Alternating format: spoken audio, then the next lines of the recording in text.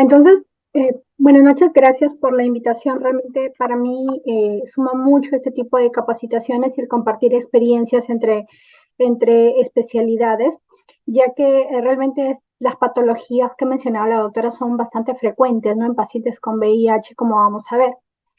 Si bien es cierto, me habían pedido que hablara enfocado más antirretrovirales, pero voy a dar algunas pinceladas sobre el VIH para poder entender cómo funcionan los antirretrovirales. Entonces, primero, ese es el virus del VIH. Existen dos tipos, el tipo uno y el 2.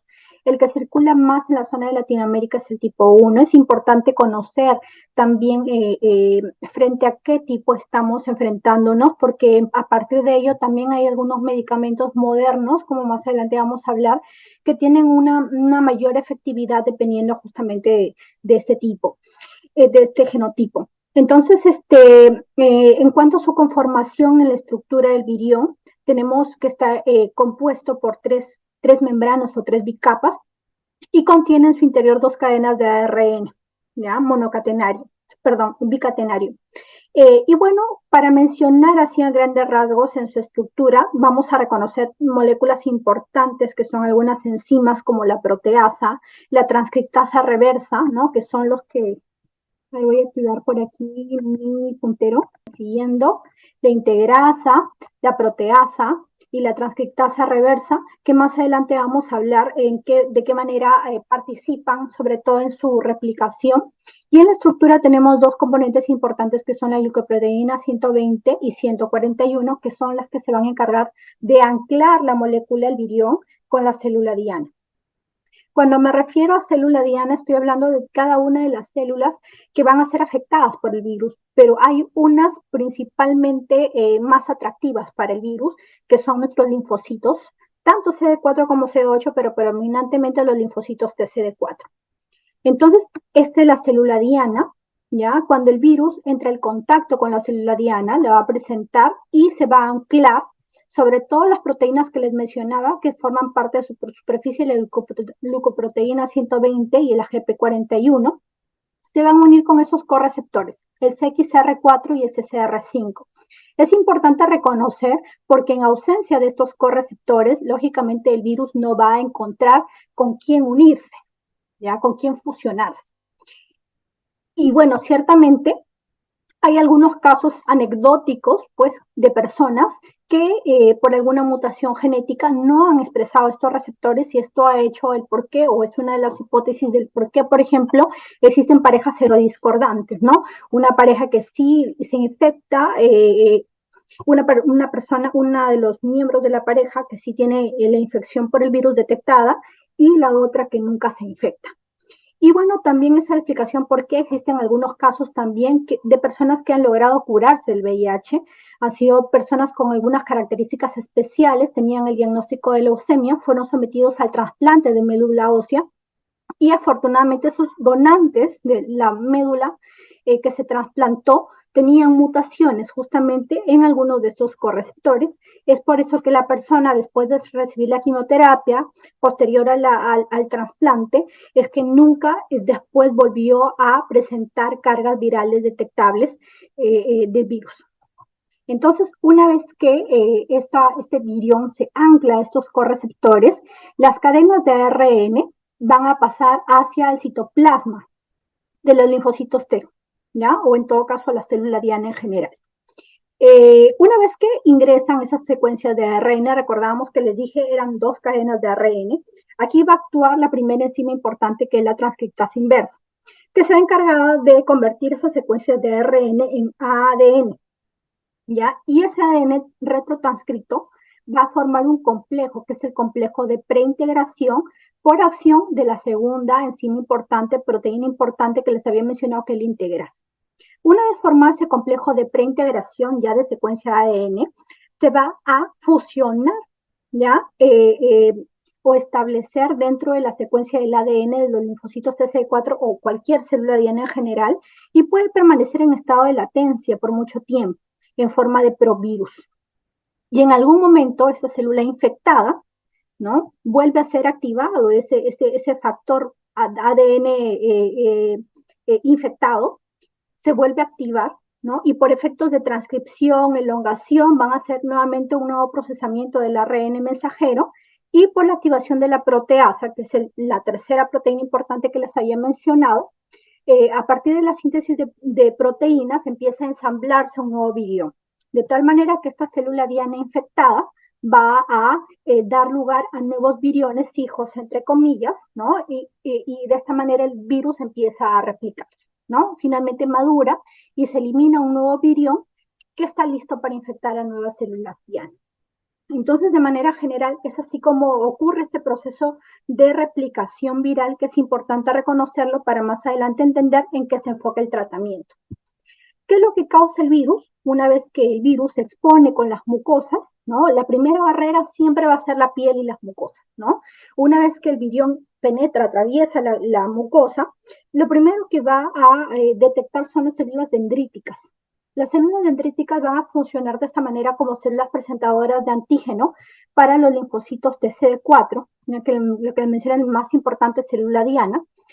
Y una vez, esto ocurre más o menos entre el día 0 hasta el segundo día de la infección. Una vez que pasa este segundo día de la infección, el tercer día, ya el virus empieza a infectar los nódulos linfáticos inicialmente regionales y a partir del cuarto día va a pasar ya a toda la circulación y finalmente se va a diseminar a todos los órganos del cuerpo. Es importante mencionarles que el virus tiene reservorios en todo el cuerpo, desde las células tipo GAN, desde las microglías, ¿ya? Todas las células en general del cuerpo van a ser afectadas por el virus, ¿no? Todos los órganos corporales. Es por eso que es difícil su erradicación, ¿no? Porque erradicarlo implicaría eliminar todas las células infectadas que pues ocupan o son la gran mayoría de los sistemas del organismo. Y sobre todo porque se establece en el periodo de latencia como provirus, como les he mencionado. Entonces, esto es lo que causa inicialmente el virus y también es importante reconocerlo, porque cuando, por ejemplo, sufrimos accidentes ocupacionales, nos pinchamos con una aguja, siempre se prefiere dar la terapia post-exposición justamente antes del tercer día en que sucede ya la diseminación sanguínea a los diferentes tejidos del virus. Entonces, de esta manera, una vez que el virus empieza a replicarse en el cuerpo, va a empezar a replicarse en gran magnitud, ¿ya? Por eso es que la replicación se mide, la carga viral se mide por logaritmos, ¿ya? El logaritmo implica una secuencia matemática que nos indica ver la variación entre cuánto y cuánto puede incrementar o disminuir la replicación del virus. Durante la prima infección, esta replicación es muy, muy alta. Es por eso que vamos a encontrar valores altos de carga viral inicialmente. Y esta carga viral va a ser detenida más o menos a partir de la segunda semana, ya por la activación de los linfocitos TCD4, que van a ser los primeros que van a empezar no solamente a ser presentados hacia los viriones, sino también empiezan ya a replicarse para controlar de alguna manera la replicación viral.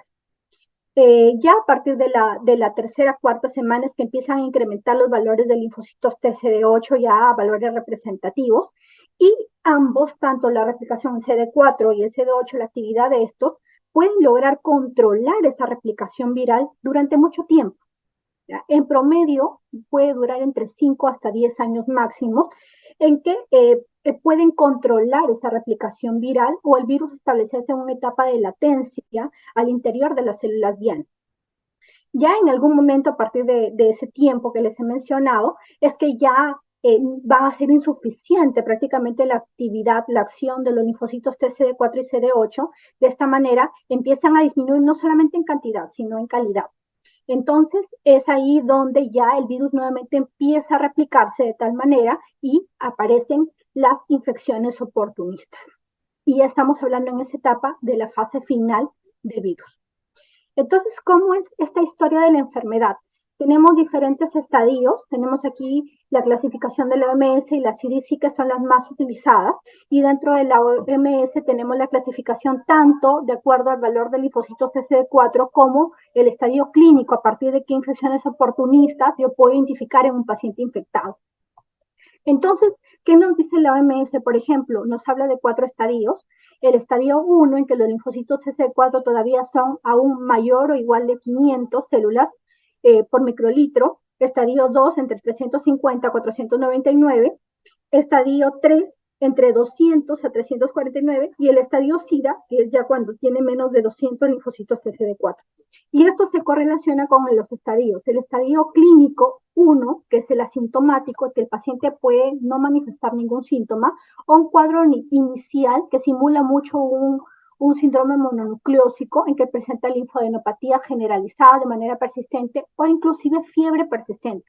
Hay muchos casos de infecciones por VIH que han sido detectados al inicio como una fiebre de origen desconocido, ¿no? Y finalmente terminó siendo un paciente en el estadio inicial, estadio 1, de la infección por VIH. En cuanto al estadio clínico 2, tenemos la disminución del peso corporal, menos del 10%, el valor ponderal, infecciones respiratorias recurrentes, herpes zóster, quelitis angular, ulceraciones orales recurrentes, dermatitis seborreicas, las infecciones en las uñas por hongos, que a diferencia que en los pacientes inmunocompetentes empieza desde el lecho unguial, y erupciones papulares pruriginosas, ¿ya? En el estadio 3 hay disminución del peso corporal más del 10%, diarreas crónicas, nuevamente fiebres persistentes de origen desconocido, también podemos ubicarlas en esta etapa, candidiasis oral persistente, leucoplasia vellosa oral, la tuberculosis pulmonar. Generalmente hay algunos estudios que nos mencionan que la tuberculosis el paciente puede presentarla inclusive en estadio clínico 1, ¿ya? Sobre todo vamos a ver a partir del estadio clínico 2 la tuberculosis extrapulmonar más frecuentemente que la pulmonar en este estadio. Infecciones bacterianas graves, estomatitis ulcerativas, anemias de origen desconocido, por ejemplo, trombocitopenias. Y el estadio 4, pues que ya vamos a ver un síndrome de emaciación por el VIH, neumocistosis, girovesi, neumonías graves recurrentes, candidiasis, pero ya con afectación esofágica, el sarcoma de Kaposi, la infección por citomegalovirus, la lengoencefalopatía multifocal progresiva, los cistosporidiasis, criptococosis, linfomas, ya que son los cánceres asociados al VIH, tanto linfoma como sarcoma de Kaposi, criptosporidium, etc. Y bueno, en cuanto a la CBC, lo divide en tres estadios, 1, 2 y 3. El estadio 1 con linfocitos CD4 mayor de 500, estadio 2 entre 200 a 499 y estadio clínico 3 menos de 200. Eso es en cuanto a la clasificación de la progresión de la infección. Si es que nos situamos alrededor del año 1980, aproximadamente en que se empezaron a reportar los primeros casos de infección por VIH, justamente se llamaba al inicio como un cáncer que sucedía en el paciente homosexual de causa desconocida, ¿no? Y primero se le denominó el síndrome de inmunodeficiencia adquirida, ¿no? Que fue el primer nombre que se reconoció. La mayoría de pacientes tenían un desenlace rápidamente fatal. Se complicaban, adquirían alguna infección oportunista, sobre todo los sarcomas de Kaposi, ¿no? Por eso es que lo asociaron inicialmente al cáncer, o neumocistosis girovesi, y pues rápidamente fallecían en un lapso menor de 2-3 años.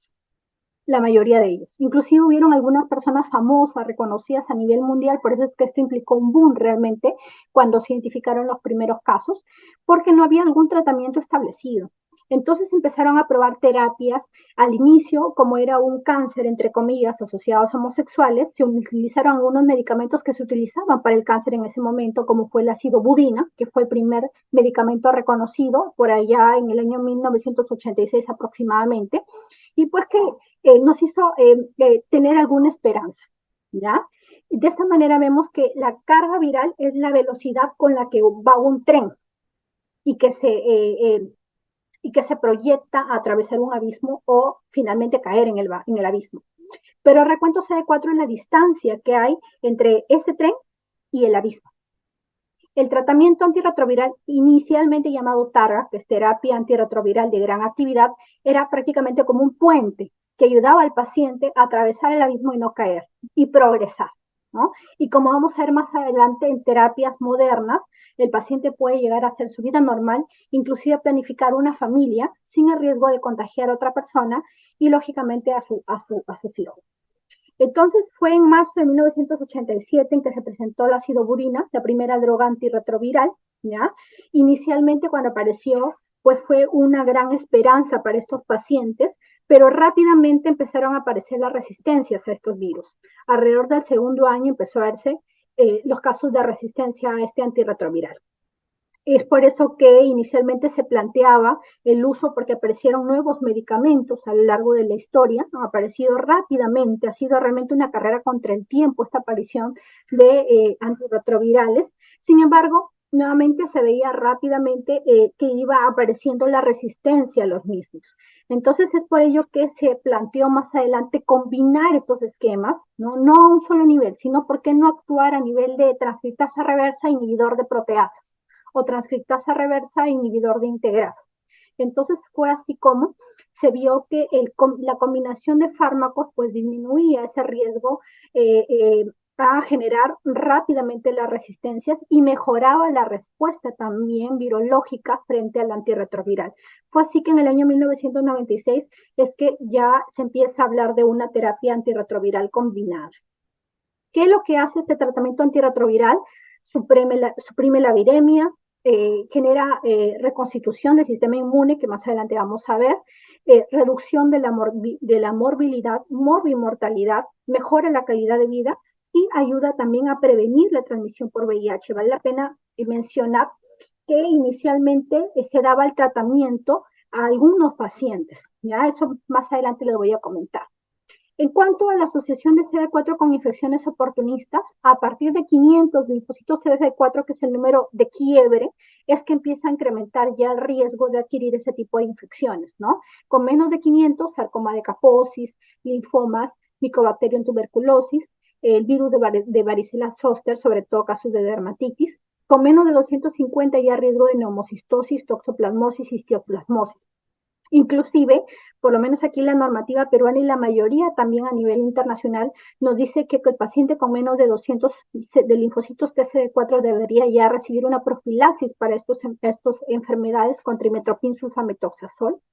Y cuando ya vemos CD4 menos de 100, ya la asociamos a otras oportunistas, ¿no? Como por ejemplo citomegalovirus, retinitis por el virus de varicela zoster, Mycobacterium avium intracelular, criptococos, microsporidium y la leucoencefalopatía multifocal progresiva. Entonces, identificar el CD4 sí es importante porque nos ayuda a predecir, ¿no?, qué buscar en nuestro examen, qué explorar y qué posibilidades de gérmenes oportunistas podemos encontrar debido al grado de inmunosupresión que presenta el paciente en ese momento.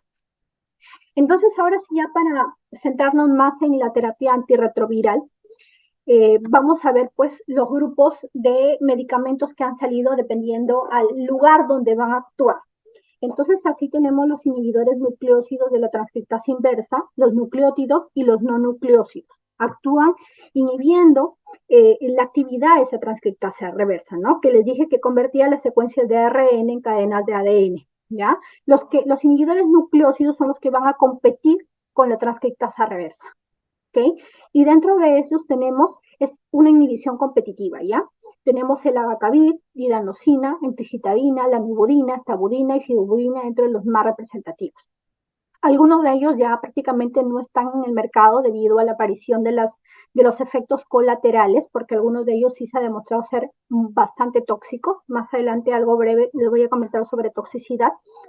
En cuanto a los inhibidores nucleótidos de la transcriptasa reversa, tenemos sobre todo el tenofovir. En cuanto a los inhibidores no nucleócidos de la transcriptasa inversa, estos no van a unir, no van a actuar de manera competitiva con la transcriptasa reversa, sino que se van a unir a ella, ¿ya? Y van a actuar inhibiéndola de esa manera. Y dentro de ellos tenemos el efavirenz, etravirina, nevirapina, rilpivirina. Además, tenemos otros tipos de fármacos orientados a inhibir la proteasa. La mayoría de los inhibidores de proteasa vamos a ver que van a actuar con un repotenciador, que es el ritonavir, que también es un antirretroviral, pero que evita la eliminación rápida a través de la vía renal del fármaco. Por ejemplo, tenemos atazanavir, ritonavir, darunavir, ritonavir, fosamprenavir, ritonavir, indinavir, ritonavir, lopinavir, ritonavir, saquinavir, ritonavir. Los antagonistas del receptor de la quimiosina, tenemos el maraviroc, este inhibe la unión con el receptor CCR5, y los inhibidores de integrasa, ¿ya? Que van a ser el raltegravir, el bictegravir, dolutegravir y ya modernos, el bictegravir, el carbotegravir con ripivirina, ¿no? La ripivirina también va a ser un repotenciador. Y en cuanto a los inhibidores de fusión, tenemos al enfuvirtib, ¿ok? Que estos también actúan en el enfuvirtib a nivel de receptores. Eh, eh, que inhiben el anclaje pues, del virión con los linfocitos TCD4 o con las células diana. Entonces, lo que les comentaba es que usualmente bueno, ya la normativa dice no utilizar monoterapia por los que les he comentado antes, sino combinar, ¿ya? Y la mayoría de los esquemas están orientados a combinar dos inhibidores nucleótidos de la transcriptasa reversa con un inhibidor nucleócido o con un inhibidor de proteasa o con un inhibidor de integrasa o con un inhibidor de fusión. El único esquema hasta ahora aceptado que combina solamente dos fármacos es esto, el dolutegravir con la lamivudina, que es la excepción. Y eso es porque en base a los estudios de respuesta se ha visto que sí es capaz esta combinación de lograr suprimir también la carga viral. Entonces, a partir de ello, armamos ya esquemas. Tenemos, por ejemplo, los dos inhibidores de transcriptasa reversa, nucleótidos o no nucleótidos. Por ejemplo, combinamos usualmente tenofovir con entricitabina, con un inhibidor nucleócido que es el efavirenz, ¿ya? Regímenes basados en inhibidores de proteasa, tenemos, por ejemplo, nuevamente tenofovir entricitabina con atazanavir ritonavir, o con darunavir ritonavir, o con lopinavir ritonavir, o con fosaplenavir ritonavir, ¿ya? Con los IPs. Y los inhibidores basados en inhibidores de integrasa, tenemos nuevamente tenofovir entricitabina con raltegravir, tenofovir entricitabina con el vitegravir con cobicistat, que también es otro repotenciador, ¿ya? Que inhibe la eliminación del vitegravir rápidamente, que se puede eliminar rápidamente por vía renal, ¿no? Pero el cobicistat ayuda a mantener el mayor efecto del fármaco antes que se pueda ser eliminado. Otro esquema, abacavir con lamivudina, ¿ya? Con dolutegravir, o el tenofovir entricitabina con dolutegravir. Actualmente este último es el de primera línea que se está utilizando, ¿no? Siempre se prefiere combinar nuevamente tres fármacos, a pesar de esos estudios que mencionan de la excepción, ¿no? Es realmente la mayoría de medicamentos, inclusive hay una combinaciones en que ya estos fármacos vienen en una sola tableta, las dosis combinadas de estos medicamentos. Sidobudina se utilizaba mucho hace unos 5 o más años atrás, combinación con la mibudina. Sin embargo, ya más adelante le voy a comentar nuevamente los efectos adversos que se han encontrado, ¿no? También se puede utilizar el abacavir con la mibudina, pero el problema es que hay que dosar un alelo también para descartar que el paciente sea alérgico al abacavir, ¿no? Y eso es lo que no se cuenta en la mayoría de laboratorios, por lo menos en Perú. En cuanto a cuándo iniciar, eso sí es importante también, porque eso es lo que les comentaba hace un momento, ¿no? Hace unos años atrás se daba indicaciones o pautas para iniciar el tratamiento antirretroviral. Por ejemplo, se mencionaba, la guía de Estados Unidos nos mencionaba, nos recomendaban iniciar el Targa cuando el paciente tenga menor igual de 350 linfocitos TCD4 o en gestantes, ¿ya? O en la clasificación clínica B o C, o en los casos en que tengan 300 a 350, pero con carga viral más de 100.000, o sea, la caída rápida del linfocito CD4 o haya alguna coinfección activa, ¿no? Y bueno, con grado de firmeza cuando hay coinfecciones con hepatitis B, nefropatías, elevado riesgo de transmisión, etcétera, etcétera, ¿no? Pero ¿qué se vio con esto? Que a pesar que se esperara que el paciente llegara a menos de 350, en la mayoría de los casos, inevitablemente, después el paciente llegaba a ese valor de CD4. ¿Pero qué se veía en ese tiempo? Se veía que se perdía la posibilidad de evitar que el paciente llegue a SIDA 1 y se veía que la posibilidad de contagiar de un paciente infectado se mantiene si es que todavía no está suprimida la carga viral. Entonces, por esos dos aspectos es que se cambió ya la normativa y aparecieron grandes estudios en cuanto a estos puntos, ¿no? En cuanto a cuándo iniciar. Tenemos estudios grandes, el estudio STAR, etcétera, etcétera. Y bueno, a partir de eso, lo que es el temprano, por ejemplo, ahora todo paciente diagnosticado es un paciente tratado. es lo que ya establece las normativas internacionales. ¿Okay? Ahora, también es importante reconocer otro punto, que antes que iniciar el tratamiento hay que hacer una evaluación completa al paciente, como mencionó también la doctora. Es importante tener todos los datos antes de y lo más pronto posible, ¿cierto? Para poder nosotros iniciar con seguridad el tratamiento antirretroviral. Esta palabra de con seguridad, más adelante también le voy a explicar por qué. Entonces es importante una exploración clínica inicial, general, ya no solamente funciones vitales, no solamente focalizar el problema del paciente, sino desnudarlo completamente, ver desde las lesiones en boca, el recto, la zona genital, buscar adenomegalias, inclusive preguntar, indagar si es que hay alguna sintomatología en el caso de daño visual, ¿no? Para poder hacer las interconsultas correspondientes y trabajar de la mano en conjunto para descartar la presencia de alguna infección oportunista, que es lo que se busca en esta etapa. Además, se confirma el diagnóstico si es que ha tenido pruebas rápidas previamente, por lo cual nos enviaron a los infectólogos al paciente. Nosotros lo que más manejamos es el dosaje de carga viral ya directamente antes que el Western blot, pero también lo podríamos manejar si es que lo captamos en la práctica privada, un Western blot y luego la carga viral. Nosotros lo abordamos con carga viral más en la parte del sistema de salud del Estado, porque la carga viral es costosa, ¿no? Para el paciente. El Western blot es un poco más económico. Entonces, ya cuando llega el paciente a la unidad de infectología del Hospital del Estado, es que ya le pedimos la carga viral, el CD4, que son los exámenes más costosos que usualmente no los logra realizar en la práctica privada, ¿no? Por el costo. Algunos parámetros bioquímicos plasmáticos, el perfil hepático, perfil renal, la glucosa. Si es que es un paciente con antecedentes, comorbilidades, pues ver que esté todo controlado en cuanto a esa comorbilidad. Marcadores serológicos para hepatitis B, C.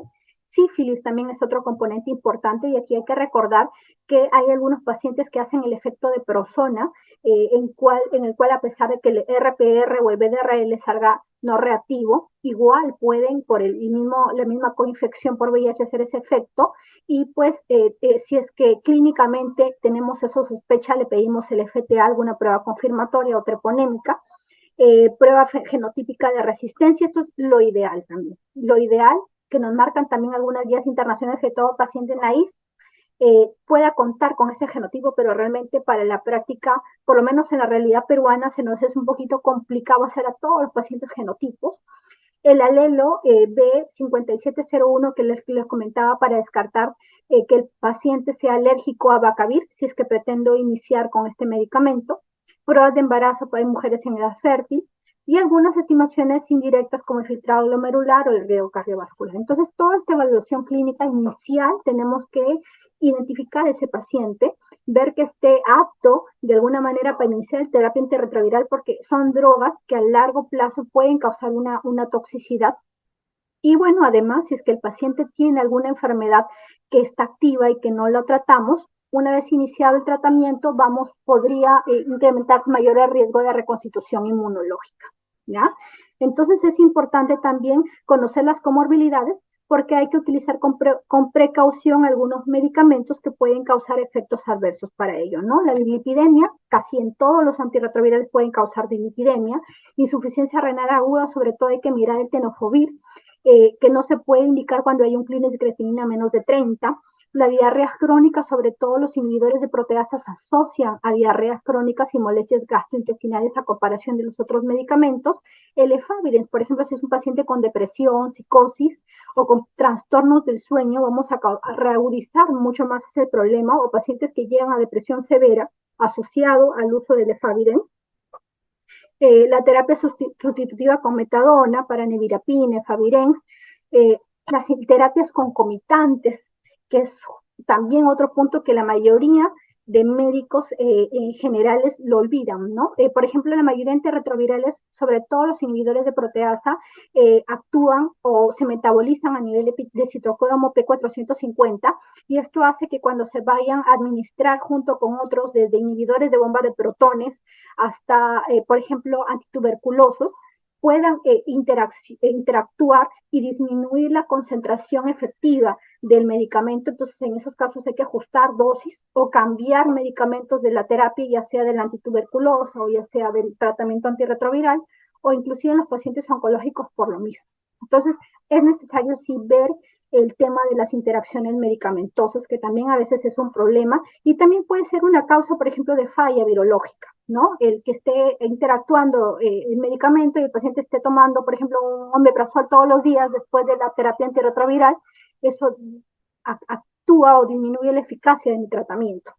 Entonces, es importante el control de ello. En gestantes, por ejemplo, también puede ser teratogénico el efavirenz, por eso es importante evaluar todos los escenarios posibles que pueden estar pasando en ese momento con mi paciente y recordar que el inicio del tratamiento antirretroviral realmente no es una emergencia médica, ¿ya? Es importante, sí, trabajarlo de la mano, como en el caso, por ejemplo, de ustedes, oftalmólogos, o lo que nosotros más frecuentemente interactuamos en nuestro caso es con los oncólogos, ¿no? Que ellos nos dicen, necesito que tú inicies el tratamiento del VIH.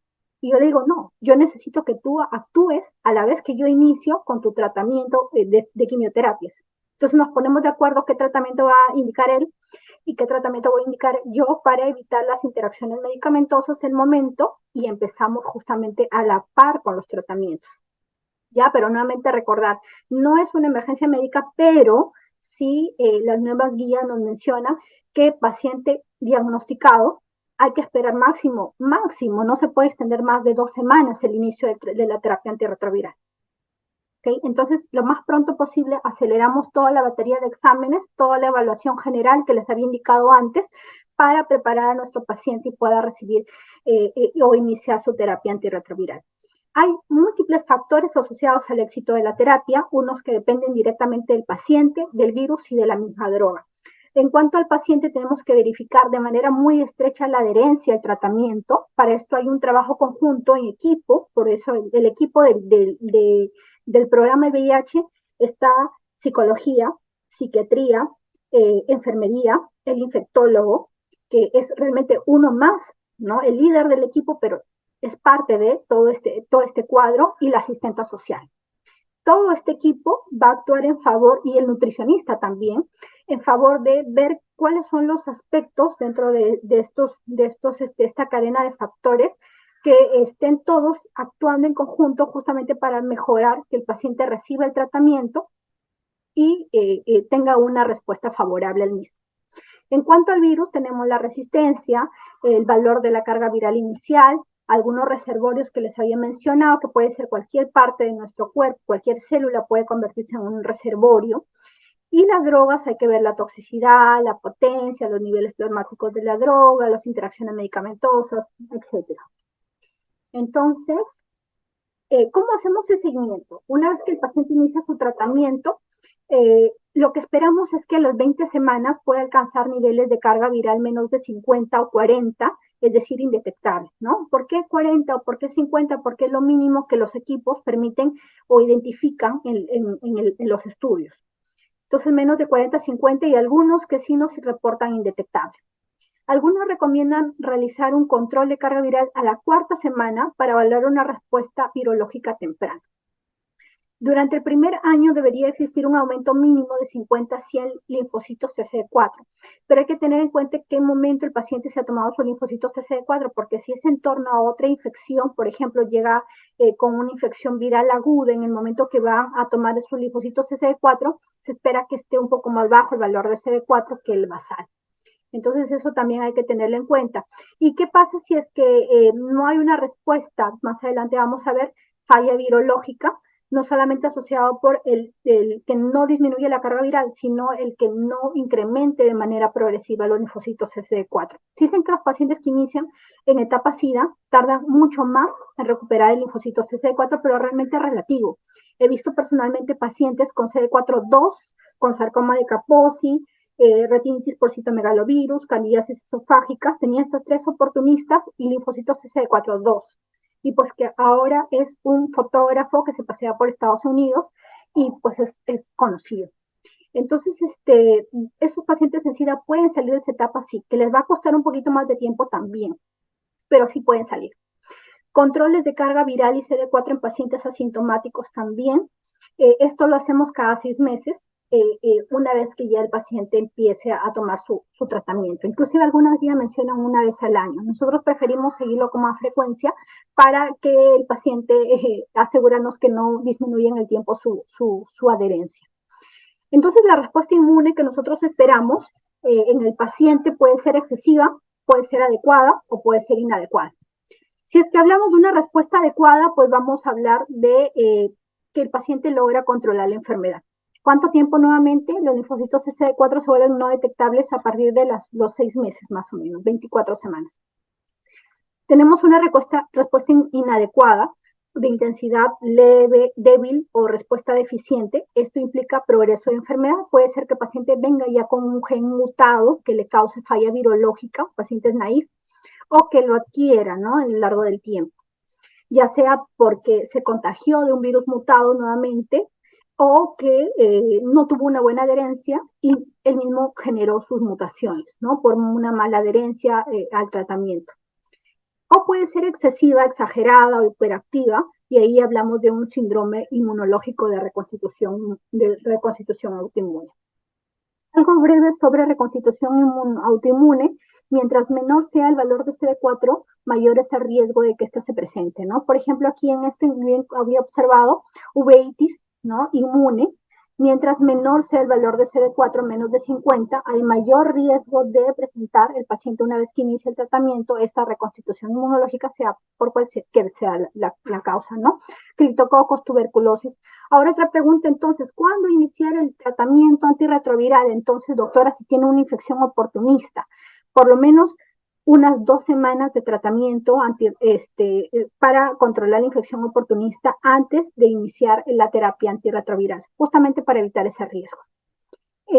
Sobre todo estoy hablando para criptococosis, que tiene una alta posibilidad de infecciones oportunistas, o neumocistosis. Y bueno, ¿por qué no citomegalovirus? Ahora, si es que va a ser manejado a la par con el oftalmólogo y yo, puedo iniciar de manera conjunta, ¿no? Pero siempre y cuando vigilando de manera muy cercana a ese paciente. En cuanto a las categorías de la reconstitución o la clasificación, tenemos los enmascarados o el paradójico. El enmascarado es el paciente que inicia el tratamiento y realmente no nos dimos cuenta que había una infección que estaba ahí viable, pero que todavía no presentaba síntomas el paciente, ¿no? Sobre todo esto aparece con meningitis por criptococo. Y el paradójico es que el paciente, después de iniciar el tratamiento, a los meses, puede empezar a presentar alguna manifestación clínica de alguna infección oportunista, ¿no? Eso puede aparecer, por ejemplo, en tuberculosis. Esto de reconstitución inmunológica no solamente para VIH, esto ya ha sido previamente estudiado, sobre todo en casos de tuberculosis, en que también esos pacientes pueden presentar estas reconstituciones inmunológicas, ¿no? Y en cuanto a lo que les causa, se pueden clasificar en autoinmune, malignas u otras condiciones, ¿no? Enfermedades infecciosas y no infecciosas pueden presentarse en el paciente con VIH como síndrome de reconstitución inmunológica, todo este listado de pacientes, ¿no? Tanto infecciones causadas por virus, bacterias, hongos, ¿no? O las no infecciones, por ejemplo, linfomas, sarcoidosis, los lupus, artritis reumatoide, algunas vasculitis, ¿no?, etcétera. ¿Cuál es el manejo en estos casos? ¿Qué hacemos con los pacientes? Usualmente no suspendemos la terapia antirretroviral, lo mantenemos. Lo que podemos hacer es asociar los antiinflamatorios o corticoides, ¿ya? Hay algunos estudios que mencionan el uso de bloqueadores del factor de necrosis tumoral alfa, pero realmente lo que nosotros más usamos son los corticoides. En pacientes con tuberculosis, por ejemplo, recuento de linfocitos TCD4 menos de 100, podemos administrar prednisona durante 2 semanas, seguido de 20 miligramos al día. Iniciamos con 40 miligramos 2 semanas, luego bajamos a 20 miligramos por día durante 2 semanas más para prevenir el desarrollo de iris, para prevenir. Eso lo mencionamos algunas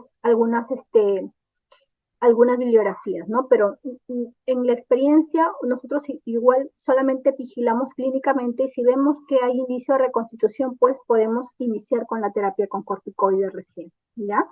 realmente la experiencia clínica publicada sugiere que no es razonable continuar con la terapia antirretroviral. ¿En qué caso la suspendemos? Por ejemplo, en casos severos de criptococosis, en casos severos de citomegalovirus, podemos suspenderla por lo menos una o 2 semanas. Tratamos bien la infección oportunista y reiniciamos la terapia antirretroviral, ¿no? Pero nunca, nuevamente la guía no nos recomienda retrasarla mucho más. O sea, no es una emergencia médica, pero sí te hace la salvedad, pues que se tenga que reiniciar lo más pronto posible y te dan el tiempo de 2 semanas aproximadamente.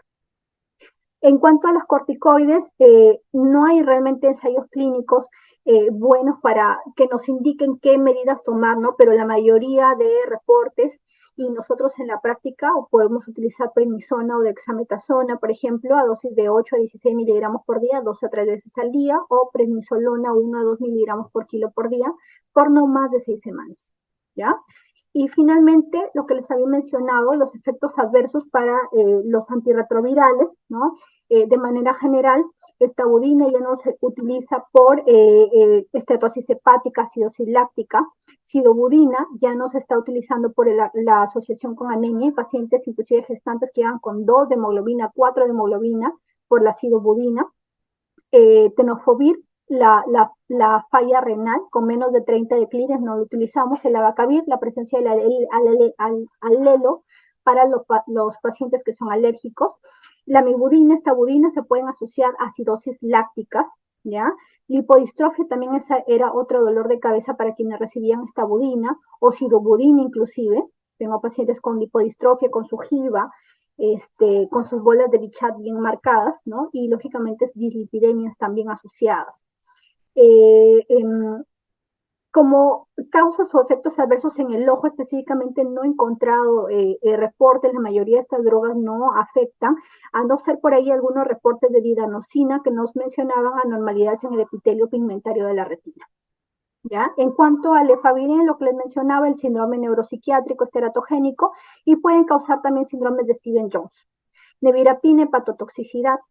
Los inhibidores de proteasas, en general, lipidemia, lipodistrofia, hepatotoxicidad.